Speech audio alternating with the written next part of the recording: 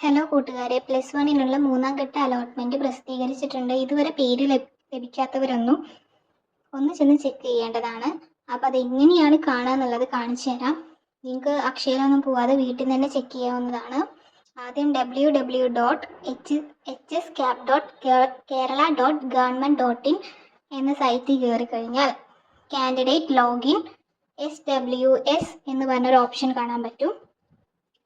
അതിൽ നിങ്ങളുടെ 3rd അലോട്ട്മെൻറ്റിൻ്റെ result ഉണ്ടായിരിക്കും.